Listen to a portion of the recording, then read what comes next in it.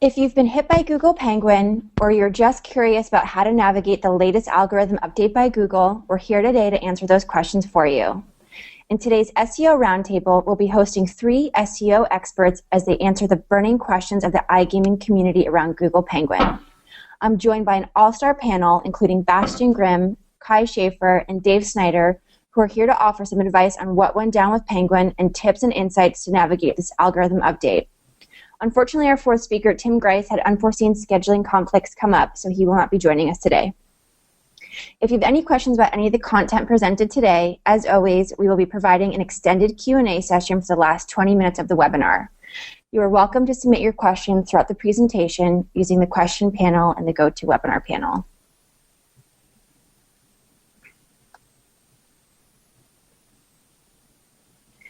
Before we get started, I'd like to thank today's sponsor, 24Option. 24Option is one of the world's largest binary option platforms and allows you to track your impressions, clicks, and conversions. Each time a new trader coming from your sites activates an account, you get paid. It's easy, fast, and profitable. 24Option has an international marketing team that will work with you to craft an exclusive marketing campaign using unique material available in 9 languages. A variety of customizable marketing tools are available at your fingertips and can be modified according to your needs. For more information, visit the link on your screen. And now I'd like to welcome and introduce our guest speakers, starting with Bastian Grimm. Bastian is founder and managing partner of Grimm Digital. Having a background in software development, he now works as an online marketing consultant with a strong focus on SEO. With his company, Grimm specializes in SEO strategy consulting, trainings and workshops, website assessments, as well as large-scale link-building campaigns for national and international clients. Bastian is a sought-after speaker on conferences around the world, such as SMX, ISS, LAC, OMCAP, SEOCom, and others, where he speaks on the above-mentioned topics. Prior to running his own companies, Bastian set up and trained in-house SEO teams for brands like Fox Mobile Group and oversaw their SEO activities. Our next guest speaker is Kai Schaefer. Kai is one of Europe's authorities on internet marketing and SEO with a background in business administration and marketing. Specializing in improving search engine visibility using creative and unique link-building strategies, Kai's client portfolio at his company, Kasam, includes companies in and beyond the world of online gaming. And last but definitely not least is Dave Snyder. Dave began his career online as a well-respected internet marketing consultant. He has spoken around the world on the topics of search marketing and social media and has consulted for some of the world's largest companies on these topics. He's also been an educator and writer in past careers. Dave's passion shifted from a purely marketing focus as he worked with more and more entrepreneurs to build profitable companies to the creation, construction, and management of startups. This passion was the inspiration behind his company, Steelcast. Guys, thanks so much for joining us today and welcome. You guys all there with me? Yep. Thank you. Thanks. Yes. Great. So before we get started, I just want to give a little bit of a background on Penguin, which I'm sure most of you know about. But Google Penguin was first announced on April 4th, 2012. Penguin imposed tighter guidelines on website optimization and adjusted a number of web spam factors, including keyword stuffing, cloaking, unnatural links, and content spinning. And despite what most people think, while Penguin was technically an algorithm update, it wasn't really a change in how Google factors ranking. It was just the official word that Google is taking action against people trying to game the search system. So to put things simply, Penguin targeted web spam. So if you were playing by the rules, you shouldn't have been affected, but still many iGaming affiliates were negatively impacted by Penguin. So today we're going to dig into what went down and how we can mitigate what happened. So I'll start letting these experts get on with it. So first things first, Penguin factors. What do you think were the top 3 things that Google looked at when creating the algorithm update? And Bastian, I'll start off with you. Righty. So, I mean, the thing is, you said it pretty right. The thing is, they said they were mainly targeting, well, web spam. But to be more concrete, I think the most things that went down were probably related to links and link profiles. So I think looking at what they really looked at and what they try to factor in, I mean, the obvious things are probably stuff like anchor text distribution. So if you look at at most of those sites, they lost rankings after the Penguin update. Most of these sites, they probably mainly had a lot of, or at least a large amount of highly optimized keyword anchor text links pointing to their sites or to their domain. That was probably one of the big things. So looking from a Google perspective, kind of distribution on how anchor texts, well, do they look natural or don't? Don't they look natural? That's probably one of the things. Another one might be just related to, well, surely it's just related to link quality. So one of the things I see happening quite a lot, and especially in the gambling industry, is well, a lot of automated stuff going down, and that includes stuff like coming from Xroom or other sources, basically that tend to automate sort of the link building process. And looking at the quality of those links, most of the time they're just crappy. And if you had a huge amount of those links, that probably was one of the things that might have be one of the things that burned the site down. And maybe like the third one from my side, just kind of looking at I would call it side factors, but did you had, for example, quite a lot of links links from footers, or have they been from content? So looking at link positions, or looking at a ratio that basically shows stuff like did you had quite a lot of sidewise links versus single links. So really figuring out what kind of things stick out of that link profile was probably the idea. And then also one of the things that they did factor into the algorithm change. Great, thank you. Kai or Dave, do you want to weigh in on your opinion of what the top 3 things were that Google looked at when creating this algorithm update? Well, Bastian said it basically. It seems to be basically a link update. It's more about the backlink history than about the site themselves. So he named the most factors. Actually, Google called the update, before they called it Penguin, they called it Web Spammer Update because of massive people telling them, I'm not a spammer, but I got caught. So they changed the name to this nice animal to have a better name for it. But yes, it's all about links, and they weigh their positions, the quality of the links, so from which sites, and that's and the anchor text distribution. Great. Dave, do you want to weigh in, or should I move on to the question number 2? Yeah, I mean, I think one other thing that's important to note is that a lot of people were hit for over-optimization of anchors within their own site. So like if you have a forum on your site and you had like a bunch of SIG links, or if you had a sidebar that was running across thousands of pages, or a footer on your own site that had over-optimized anchors, that definitely weighed in. But when I think, like, with the question's interesting, because what I think Google looked at when they created it, essentially what I think Google looked at was creating more fear in the SEO webmaster community when they created the update. And that's very true.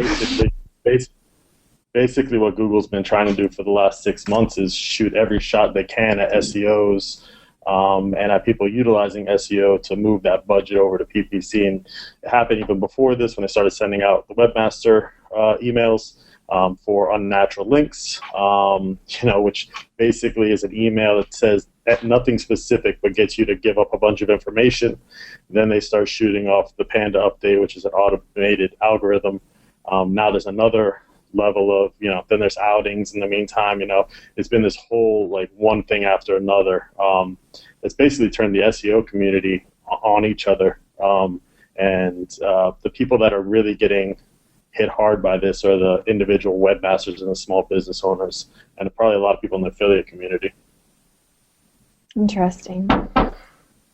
That's too bad. That's been an after effect of Google's ways having the SEO community turn on each other, but I've seen some of these conversations and they get pretty heated. So question number 2. Did Penguin kill the old school link development? Kyle, I'll pass this one off to you first. That depends on what is meant by old school link development. If it means stuffing, especially for a lot of people, what I've seen in gambling is that they think if they want to be number one for casino or poker, they need links with the anchor text of casino or poker. This is called old school link development. Yes, it's dead. So, okay. We'll move on. Dave?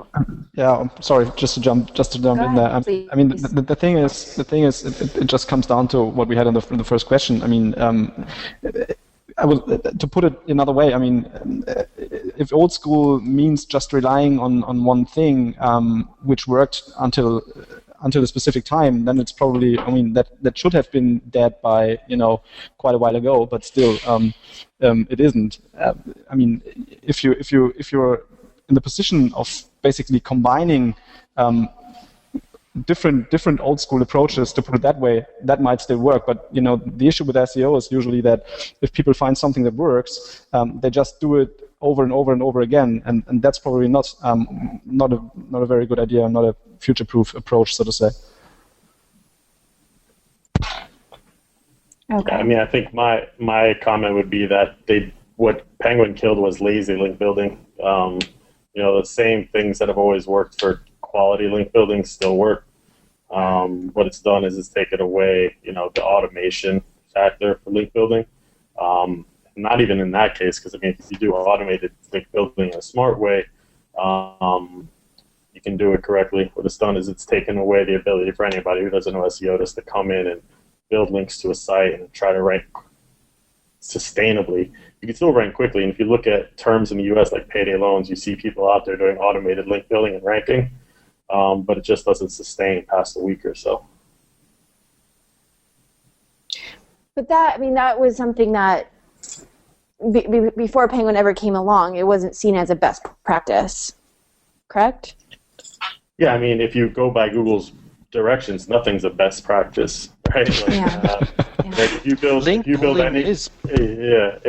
you do guest blogging, you're basically breaking their terms of service in many aspects, because they don't want anything but natural links. Somebody finding your content via a natural way and deciding on their own they want to link to you. So if you're out there purposely building links, I mean, they're not going to advocate that.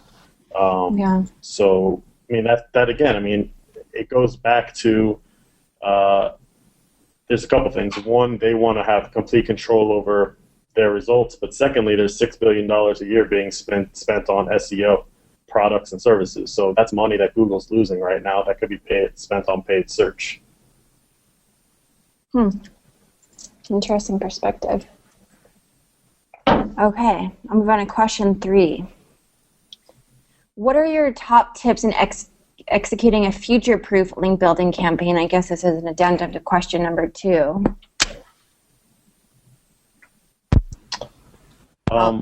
Dave, I'll start with you. Yeah, I'll go first. So it's interesting because I've talked about this at a couple of the CAP conferences and well before Penguin, but what you need to do is go out and start building high-quality content on your site. Try to mirror what the brands do, and then build high-quality off-site content and build relationships. Like, I'm still talking to people in the gaming space that are like, no, we just want to go buy links and place them. It just doesn't work, and it's not going to sustain. You have to look differently. And the comment that it's too hard to get natural links built to gaming sites is just ridiculous because I've seen it done time and time again. And you see it happen with the big brands, right? Like Bodog is great at doing stuff with prop bets and link baiting and things like that. So if they've done it, how come you can't? It really just comes down to tactical know-how, and then also, I guess budget comes into play, but it really comes down to like, just don't be lazy. Go out there and create good content and find people that will share it. Think outside of the box to build links. Right now, it's more about quality than quantity anyway. So the argument of I have to have thousands of links to rank, it just isn't true. Thousands of links will kill you. Got it. Kai and Bastian, do you want to weigh in on some of your tips for building a future-proof link building campaign? Sure. Well, basically, what Dave said, it's more about quality than about quantity. I still got these comments. It's like, really? One link can be better than 10? And especially in industries like gambling and porn, actually, those the dirtier way of getting links has worked a lot longer than in other industries.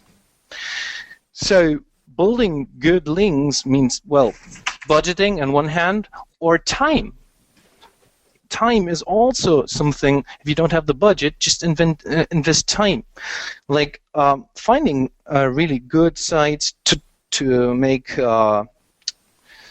something together, to write good content. Not only writing good content, but still you can do link exchanges. There is no problem. You just have to do it in a clever way and with good sites. Got it. Okay. I mean, for me, it comes down to, if you look at what they do and what they only can do, looking at it from an automated way, they just can take kind of an average and see what's normal and what isn't. And as long as you basically don't stick out the nose too much in terms of the link profile, if you're like others, basically, then you're probably not going to have a problem. So to put it another way, if the competition ranking, I don't know, in the top 10 for poker has like probably 90% brand links, and you just have like 30%, that's wrong, and that's kind of obvious to spot in terms of a filtered approach or in terms of an automated approach. So what they've said is completely true. If you produce content that can attract or will attract a variety of different links from different sources that at the end of the day do look natural, then you're good to go. So the thing is, to put it the other way, if you don't have content, you never will get those links, and there's no story for getting them anyways. So it comes down to content. I agree. However, I'm still with Kai saying also kind of the old school approaches do still work, but at the end of the day, it comes to combining them in a clever way that that the old setup or the old profile, looking at it from that point of view, does look natural, to put it that way. Great. Thank you. Okay, I'll move on.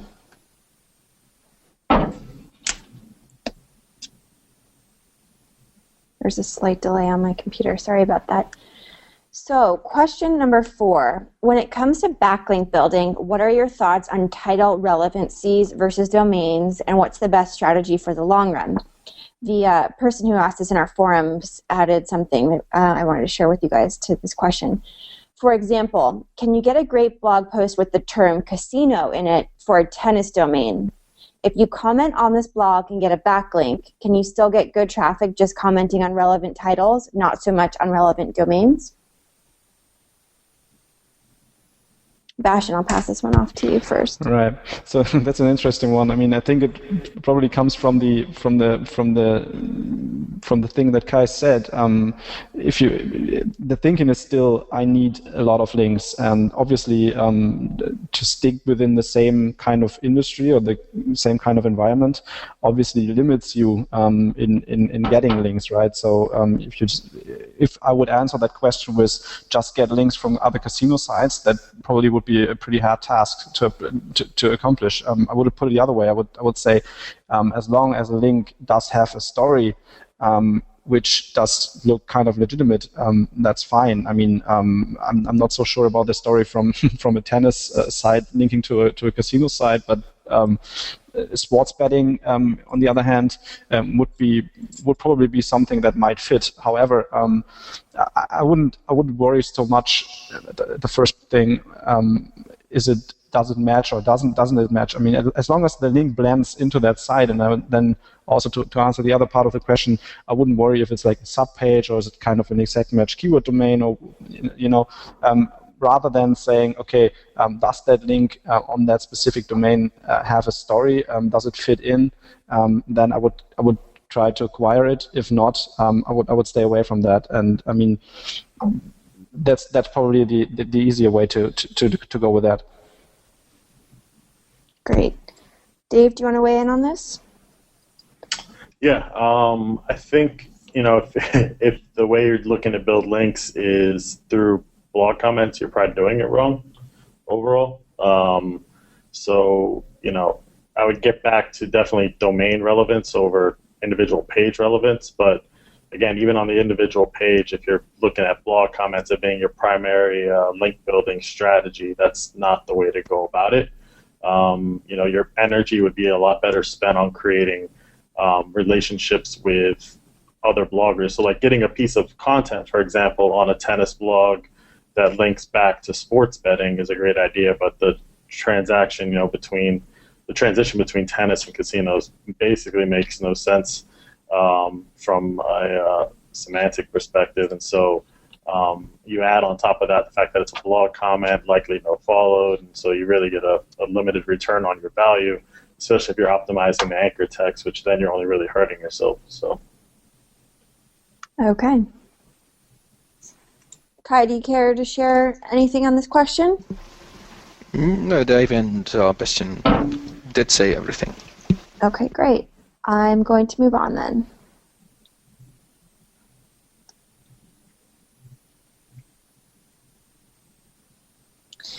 So there's a lot of talk in regards to negative SEO. Does it correlate with Penguin, or even more specifically, does it even exist? And if so, does it really work?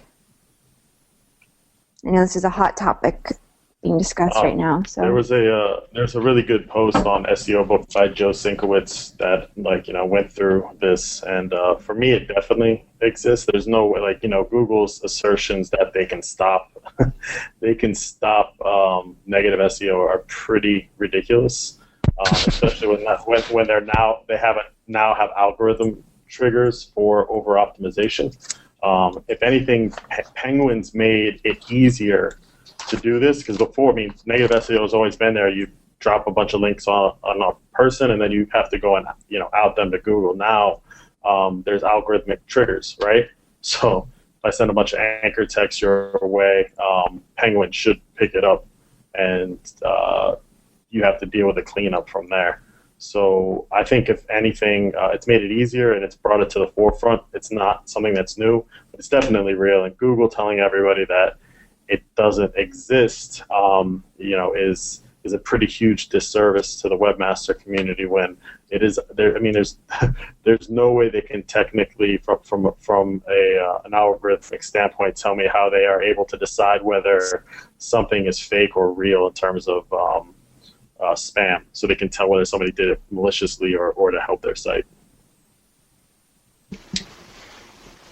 Okay. Actually, there was a very nice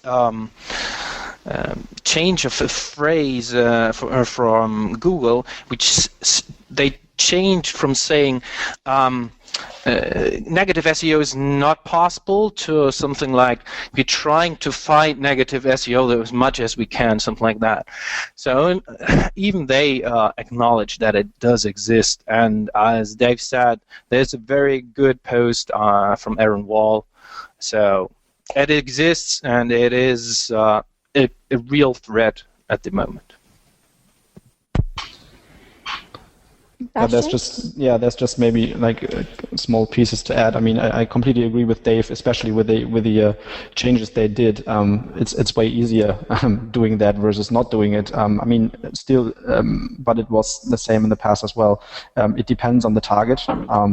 If you have like highly trusted age domains, I'm not saying it's impossible, but it will be very, very hard to make them suffer. However, even then, the link cleanup process for those domain owners is a pain in the ass, but still, it will be harder to sync the domain. On the other hand, I would agree with Dave saying that you could definitely kind of burn small to mid-sized domains quite easily.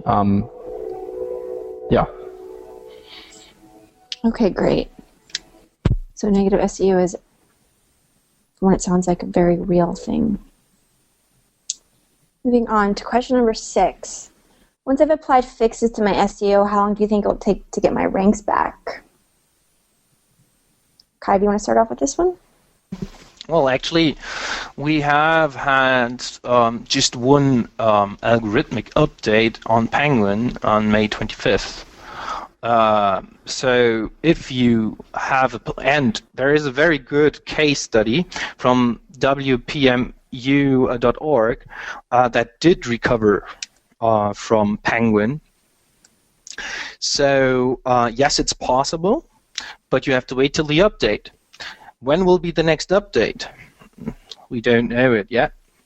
So that's just for the history for WPHMU.org. They had a lot of site-wide links from a very, very, very large network because they provide themes for WordPress blogs. So they were hit because of these anchor over-optimization. The question still remains if that case, if that really recovered through the update or because it got quite a lot of press and someone at Google did look into that. I mean, I wouldn't be too surprised because it was quite some talk about that, and I mean, getting penalized from site-wide links for theme production, so to say. I'm not too sure about it, but still, I mean, even if that one single site recovered, I mean, just to add like 2 things. I mean, the first thing, reconsideration requests like we did in the past with other stuff probably won't help because of being an algorithmic change or like kind of an update on the algorithm. So reconsideration probably not worth the time. And I mean, the other thing, and that's the second thing where there's, in my opinion, no definite answer to that. I mean, what Google wants you to do, obviously, is to remove links. The question is if that is the best way to do it. I mean, especially because, I mean, if you start removing links from your domain and you think that those are the ones being responsible that you have been hit, then that is kind of acknowledging that you had links that were not so pretty. So if you start removing them and you do that quite quick, so to say, because you want to be in that next update iteration and you want to be reconsidered in terms of the algorithm changes, then that again might be a sign for that your site maybe is not or does not have the best quality. So I would really carefully consider if removing links and if that is an option, and if it is an option, how fast you're basically trying to do that.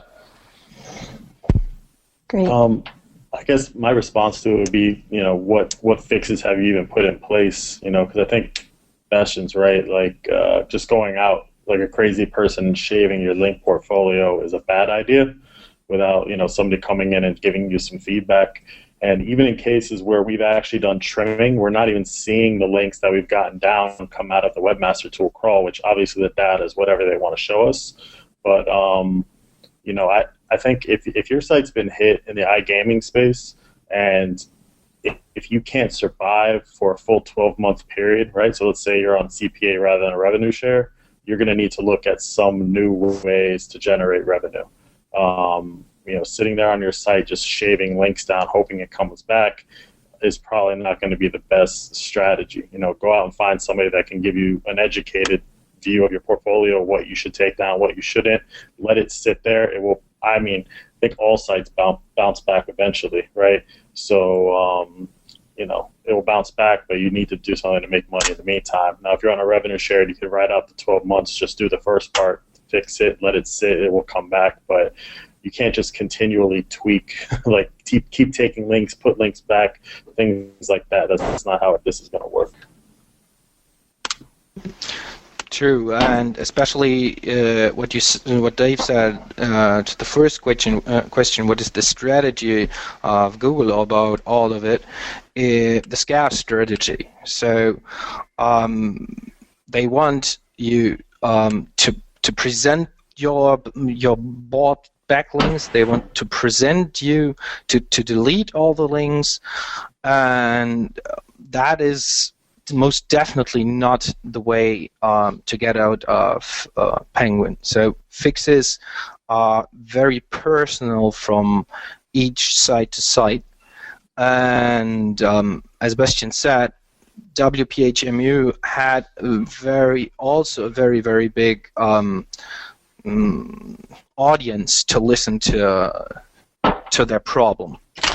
So with their specific problem of deleting the links, that might have been their solution, or a manual incident by Google.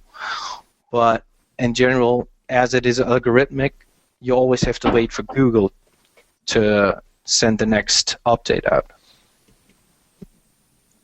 What I find kind of scaring in this whole process is, I guess you guys have seen the last bunch of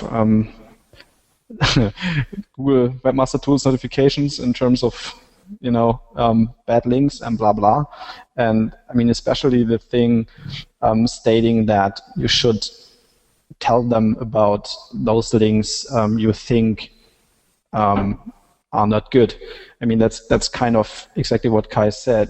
That's probably also a thing they will then be using again, to tweak the algorithm in terms of maybe links they weren't able to find in the first place. So it's kind of gathering intelligence around link sources that maybe are that good that they wouldn't have found it in the first place. So really be very, very careful if you think about, telling about kind of links you took down.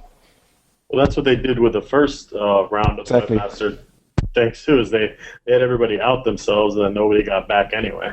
So they're doing a wonderful job of using fear and intimidation to do their job for them. Absolutely. I'm not, Dave. I'm not sure what you guys in the States saw, but for us in Germany, we had the second wave kind of messages flowing around. They almost were sent to the big sites, so to say, to the big brands, and it's they can't be serious about taking those guys down. So it's really more sharing fear and gathering stuff, if you ask me. Yep.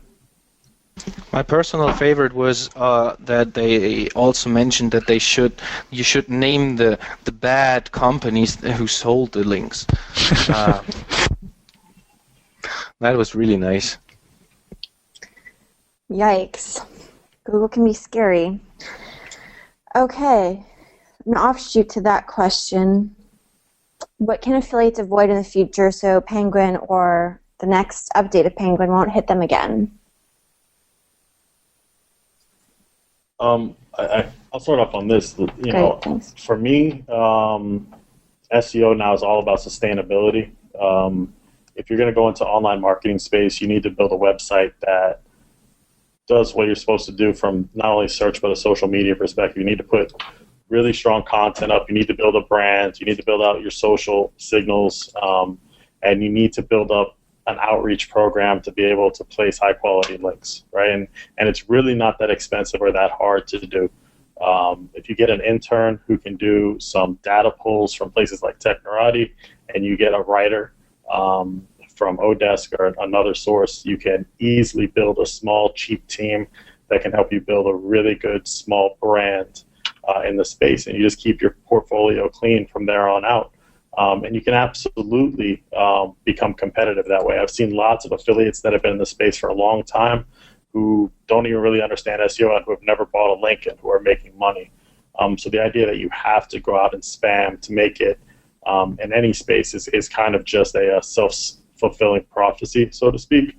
I think that what you have to do is just do what you're supposed to. Now, that doesn't mean listening to all of the bullshit that Google tells you to do all the time, because they're going to send you on their own path. What you need to do is just build a really high-quality site that will garner links, attention.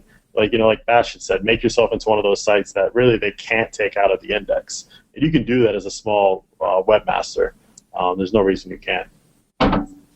Great yeah, advice. absolutely. As long as you're in the position of adding value in terms of being more than just an affiliate with a domain, 10 pages on that domain, and just having those affiliate links on there. As long as you can provide, as Dave said, additional value, there's no reason, or there's no legitimate story in taking you out. And that's probably the thing. The one might call it building a brand, the other one might call it building something that's kind of unique. I don't care so much, how you do it, but at the end of the day, you need to be someone where Google can't afford, to take or to delist that site. And if you combine that with, as Dave said, the right signals, be it social, be it whatever it is where you want to engage, then you're good to go. Great. And for example, these days, the mobile industry still is, it is developing rather fast, but there are opportunities pretty easy also for gambling to jump onto this train. Just do something different. Just ask yourself, what does my site provide what others don't? And starting by that is the first step. And then go for it. Both Dave and Bastian already said it. Be social. Don't rely only on Google. Go for it. Great advice. Thank you, guys. I'm now going to move on to the question and answer portion of our, I guess we just did question and answers, but questions from our audience here today. And I'll start with the first one from David K. And he asks, sorry, it's a long question. It's almost impossible to remove the spammy text anchor links. Many sites who are hidden, the contact doesn't bother to reply. I just sent a DMCA from my attorney to GoDaddy, who hosts that site that has 700 links to me. Can you elaborate on, 1, what to do with these spammy links in general, and 2, do any of you have experiences with the DMCA approach? The DMCA is not going to work. DMCA is not going to work overall. Violations. It's not going to work for internal links. People have been trying that. It works for scaring people if you're sending it to them, but overall, it's not going to work from a legal standpoint. So sending it to GoDaddy is not going to help. In terms of getting them down, if they're to your homepage, you're in trouble. That's why they're trying to get Google to add a disavow button in Webmaster Tools. If they're to an internal page somewhere, you have the option of bouncing that off your site. You can 301 it to somewhere else, right? Or you can, what they say now is put up a 404 and it will help with it. But yeah, if it's going to your main page, what are you going to do with that?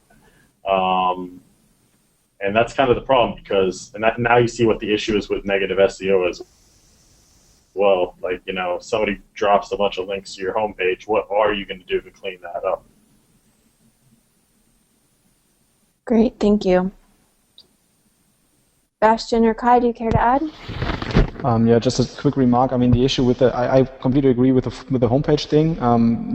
The thing with the 301, I mean, the thing with the 301, depending on how many links you have and you're going to redirect from A to B, still, my guess is that with the next iteration, I mean, it might quick fix your problem, so to say, but with the next iteration of the update, it might hit that, redirected target page again, even though usually the 301 kind of doesn't inherit a, penalty, but in this case, since it's not a penalty, it's more like a filter. I don't know, Dave, what you think, but I would guess that the next iteration, probably that target page might be in trouble again. So, that's really the thing. I mean more to shoot it just out in the outer. All right. Okay. Send it to send it to send it back or something. Yeah, then it's fine. Send it back. Then it's fine. Or if you need still need the site, you might even, in some case, Rel Canonical might be interesting. So he doesn't even see it, but that really depends on the situation. Great. Okay. I had two similar questions come in from Ari and David B. Can you define a good link? What factor would you look at to evaluate the quality of a link? Would it be domain age, link profile, relativity, content, ranking, etc.? That's a big one, huh? The answer is yes. The answer is all of that. I mean, a good link is has lots of different factors. What we do when we build a program for somebody, because through one of our companies, CopyPress, we do organic, content placement, so link building is we pull down what the portfolio of the top 5 competitors are, and then we try to match some basic link tiers with that. And so what we pull is things like PR, but also Moz rank and Majestic, citation flow and age and how many links it has, all these factors, and create a bucket for each layer, and then try to match what the top sites all have, right? So that way you can build a backlink portfolio that matches. But again, when you're building links, you just don't want to build one type of link. No site on earth has just one type of link pointing back to them. Like you want everything. You know what I mean? You want like some good stuff, some like low quality stuff, not bad, but like from a low quality blog, all of it helps. So really it comes down to what can you attain at a reasonable cost in terms of like what amount of time you're putting in or what you're going to spend. The location of the link, for example, is again it is very common in some industries to have a lot of block roll footer links. Sure, some should be part of the mix. As that is what Dave said, you should have a nice mix. And actually what Bastian said before about Penguin, it's about having a natural backlink profile for your industry. So only this question asked for casino affiliates or casino and poker and sports betting might differ very widely. Great. I mean, I'm not sure if you guys have ever used the link research tools, which Christoph Kemper built with his team, and this is probably the tool which has the most different values available in terms of what you can look at, and if you turn that around, that might give you an idea, basically, of all the different factors, as Dev said, what makes a good link. I mean, it's more than just one thing, and it's more than just looking at only PR or only looking at this and that. It really comes down to, does that link fit with your goals, so to say? And your goals might be building brand, then it might be more a brand link. That might be to increase, if we go back to the mixed thing, that might be to increase, image links pointing to the site. So then you probably would go acquiring an image link with an alt attribute, et cetera, et cetera. It really depends on your situation, on what you need to have that mix working on. But still, the things mentioned in the question, obviously, I mean, domain age surely is one of the things. However, ultimately, I mean, the first thing to see if a link really helps is just to see if that, link given page does rank in Google. I mean, if Google don't know about the page, you just don't need to bother acquiring the link there. Great. So speaking of tools, is there software or tool that helps to determine which inbound links are hurting a site that you can recommend? Well, I mean, Webmaster's Tool, if it's only your site. I mean, I just said it. I mean, the link research tools. It's like a long name, linkresearchtools.com, and I'm not affiliated, but I use it quite a bit. And what those guys did, they built kind of a metric, which tries to build kind of I would call it trust score, so to say, not comparable with the trust rank, but kind of a score, how good or how bad a link is. And we played around with that quite a bit, and it seems to give you a pretty good idea, seeing if a link is good or bad. But still, at the end of the day, you have to. There's nothing. At least I don't know about it. There's nothing like opening a tool saying, okay, give me all the links that hurt my site and that made me suffer in Penguin. That would be nice, though. Okay, moving on to a question from Rob D. Can younger sites, maybe not in Google's bad books, take advantage of more well-established sites being penalized? If so, how?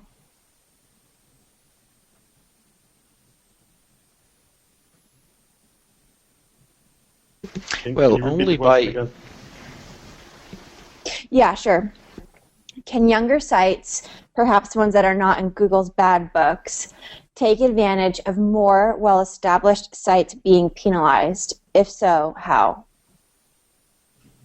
Well, only by having those penalized, the older sites, you have the advantage. So you haven't been penalized. Keep on with your strategy if it's still a good one. So domain age at this point is not that important. Okay. I think that it's not about the penalization that's the key here. The key is that what you have is an opportunity as an affiliate to be a lot more nimble than the big guys. And with seeing that Google's obviously changing what they're ranking and what they're looking for, is you have an opportunity to start some new sites that can be doing the right things, that can take advantage of the constant shifting, right? Like, obviously they're only become more aggressive in filtering out spam and what they consider spam. And so by going about the route to build some high quality websites that are doing the right things, you put yourself in a great space to actually, take advantage of that. I don't think it has to do with anything about their penalization or non-penalization. It has more to do with the fact that you can maneuver faster than they can. And I'm seeing that in spaces like finance in the US, where they've been totally ravaged by the Penguin update. And, there's smart guys coming out now that had sites that were clean and that are continuing to do that. They're just stepping up their work to make headway. Got it. Okay, great. Next question comes from Nina. In exchanging news feeds between two good sites, one in poker and one in betting, do you have to make them no-follow links? By good sites, I mean sites that are creating good value content for users, both with active forums.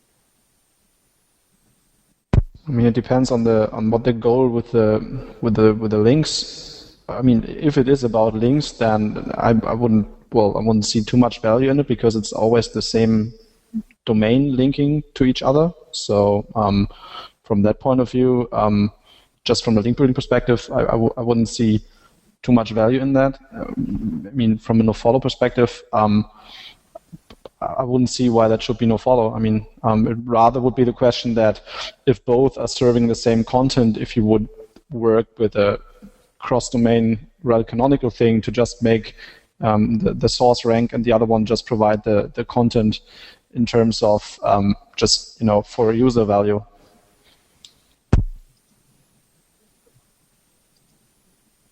Great.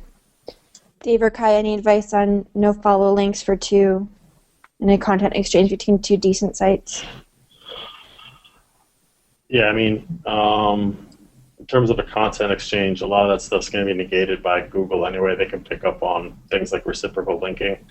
The biggest thing, though, is make sure that you're not doing it across like your site in excess, right? Let's say you own a poker site and you own a forum that's about casino, and all of a sudden you put, your poker exact match anchor text on all of your pages.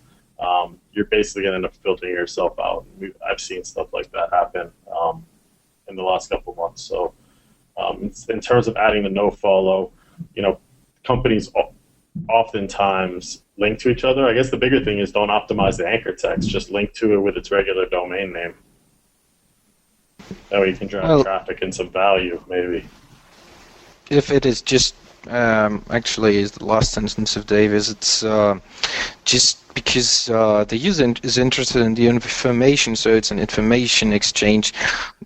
Show the last 5 articles and link directly to the articles with the title. There shouldn't be any problems. Okay. Thank you guys for answering that. The next question comes from Josh D. What is your advice for linking to internal pages? I lost my rankings for internal pages where I was link building to, but the home page is unaffected by any Penguin updates.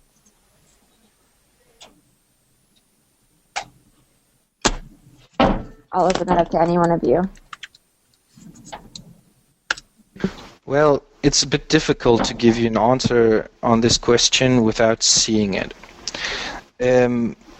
As Dave mentioned at the beginning, there is people used to over-optimize on Google from Google point of view their internal linkings. So they put everywhere the same anchor optimized, even if it doesn't fit in there. They put title tags to each link.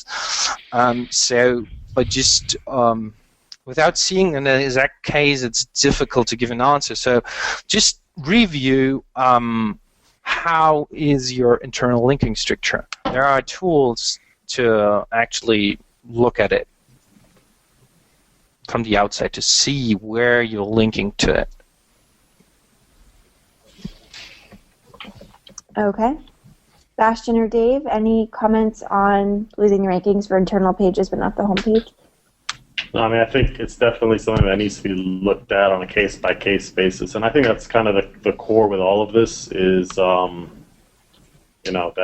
if you're really kind of at a loss, you should try to find somebody who understands the space a little bit better. Like I know for me personally, and probably everybody else on the webinar is, I mean, I can look at a backlink portfolio and pick out the bad links and what's going on pretty quickly. So it's not exactly like it costs you an arm and a leg to get things figured out. Okay. I had an interesting comment come in. Today is a new Panda rollout. I didn't know that. I don't know if you guys were aware of that or if that's even Panda true. update. Today? Yeah. A Panda update today. Okay. Would you say that Panda, contrary to Google's statements, also looks at link profiles and penalizes for that? I mean, I think Panda's an algorithm, so it's bringing a lot of things into play. But to be honest, every Panda rollout they do, the results get shittier and shittier. Like, I'm not really sure. I think there's there must be some kind of bet going on at Google about how much they can destroy the search results and keep market share. Because when you look at the results right now, especially in the U.S., domain clustering is a huge issue. And that wasn't solved with the new rollout. So when you search some domains for the top 3 pages, like 50% or 60% of your listings will be the same domain. And then Joe Sinkowitz pointed out today on Twitter that a lot of the domain, there's been an increase that he's seen in compromised domains. So they're actually showing more sites that are hosting malware now in the index. Oh, nice. So, it's important everybody understands that Penguin and Panda were algorithm updates, but Panda is their current algorithm that they continually update to make it better. But it's not. I don't know. I don't know who they're making it better for, to be honest, because anything I search for seems to be getting worse and worse. The clustering can be seen in Germany as well, for example, and it seems like really it's worsening. It's like, just imagine from before you had 10 possible answers from 10 point of views, and now you're getting delivered 6 or even 5. Yeah. Okay. Next question from David B. How will it be possible to rank a subpage post-Penguin and make it look natural to Google? Will the domain status be the biggest factor here? I mean, obviously, a strong domain will help. That's true. Again, I mean, no one says that link building, in terms of link building to subpages, is dead. I mean, that certainly is not the case. However, if you have a subpage for online casino and you're just throwing online casino links from the point of anchor text to that page, that probably is not going to work. Well, at least not going to work anymore. So it's rather about then, getting those kind of natural URL links, or just, linking with the brand to the subpage as well. I mean, again, it comes down to the mix. However, I would see that having kind of intelligent internal cross-linking with, in combination with having prioritized those more important pages, getting more internal links versus those not being that important, certainly helps and makes things way easier. Great. So I have a question. I hope I say it clearly. I'm reading it verbatim. Chat rooms are where the community is in a bingo site. How would you associate the interaction between players? Or how would you push that out in a way that would support an SEO effort? You could do things like create badges for the different players, right? That they could host on. I mean, it really depends. Like when you're talking about bingo, you're talking about like a lot of probably stay-at-home mom types. Do they have blogs that they can post things on? Social signals really are obviously playing a part now as well. So, getting those people, for example, to comment on blog posts that you put up on your site could be a good strategy. So what I've seen one of my clients do is they'll hold like cash giveaways by doing Facebook comments on their site. So they're getting people to comment on their Facebook page, and they're getting comments and actual traffic to their site. So I think that's probably the best way to utilize them. And if they have blogs, get them to put up things like badges for how much they interact. Great. Yeah, especially those kind of high score things, and showing off that one is probably better than the other tends to work pretty well, no matter in which sphere you're in, probably. Great. I have time for one last question. It'd be fitting for the three of you. Can I rely on an outsourced SEO to look after my rankings, content, everything else, or should I monitor it all myself based on all the things that have been going on with Penguin? You should always rely on the SEO you outsourced on. If you don't pay him. There is something, and it is a big problem in the SEO world, that there are a lot of people who think they know. But the problem is, obviously, you have to monitor from for your own safety. Actually, if you want to know what is happening, you have to at least understand something, like monitor your traffic.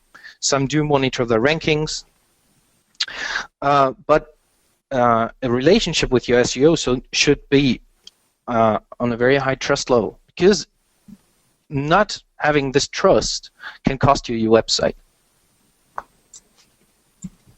Okay. Dave or Bastian?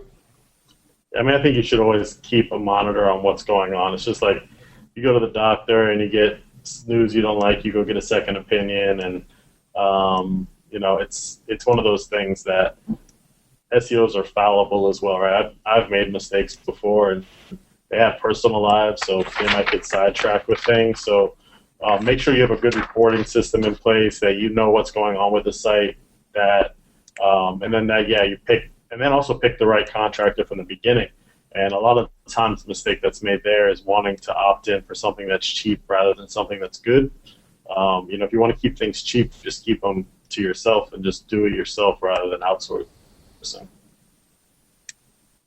Yeah, I agree. And I mean, maybe last but not least, I mean, still, as Dave said, we all probably make mistakes. So usually from time to time, what we see, especially with larger sites and larger clients, is that, just asking or, contracting another agency, consultant, whatever it might be, just, brings in another point of view. And if your main contractor is, probably good in what he does, then these companies usually don't feel like, another angle, another point of view, so to say. So rather, I would really agree in monitoring, but also getting from time to time just another additional point of view. Great. Well, I think that does it for today. Thank you so much, Bastian, Kai, and Dave, for being our guest speakers and for providing some insightful information on how to mitigate Google Penguin.